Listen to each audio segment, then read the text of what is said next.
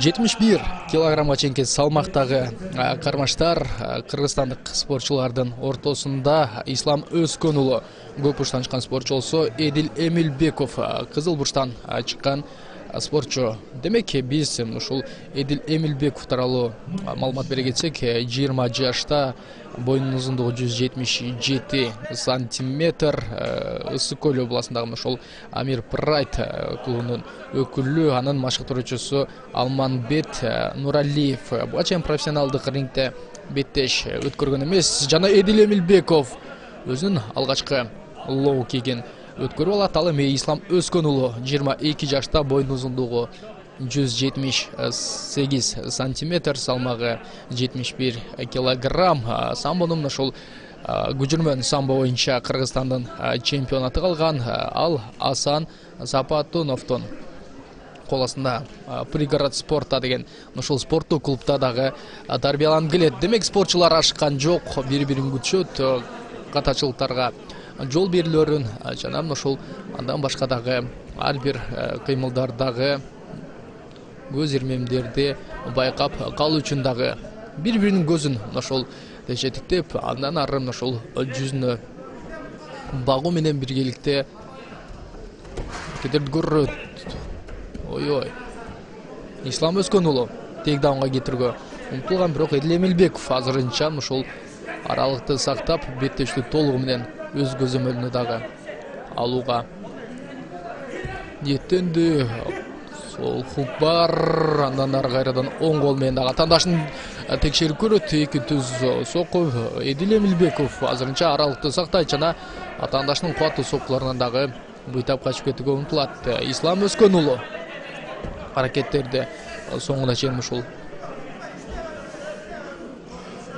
көрүлүшү керек. Албетте ашыгышкан жок спортчулар, канча дагы экөөнү тең ушул профессионалдык рингдеги дебюттук беттештер буга чейин ВФ Amateurs ушул мелдештеринде дагы аракеттерин көрүп келгенин жакшы билебиз.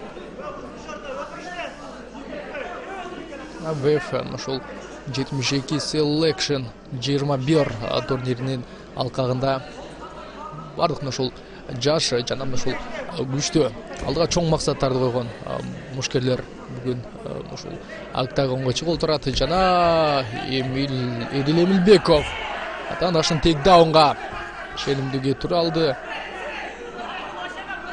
Соккулар бар, жалгыз сокку менен. Албетте Ислам Өзкөн уулу дагы коргонууда өзүнө ишенимдүү. Эдил Эмилбеков атаандашына кирип баруунун айламалын таппаганда, ал эми Ислам Өзкөн уулу жатып коргонууда.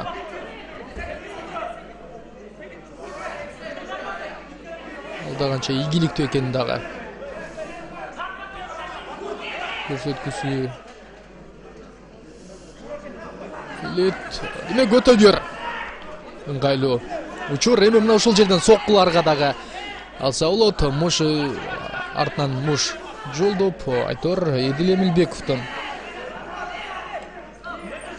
өтө бир сонун мүмкүнчүлүгү бар. Ал эми Ислам Өзкөн уулу дагы бул жерде жөн жатпай коргонусу кажет. Канча дагы ар бир ошол мушкерлер жеңиш үчүн чыгарын жакшы билебиз. Алар буга чейин ошол канчалаган маңдай терин төгүп, мээнет кылып, ошол бир мелдешке чыгуу үчүн дагы ошол өзүнүн көптөгөн айларын, жылдарын коротуп машыгып келишет. Жана анын ошол жыйынтыгында оңой менен эми багынбоону дагы спортчулар көздөшөт.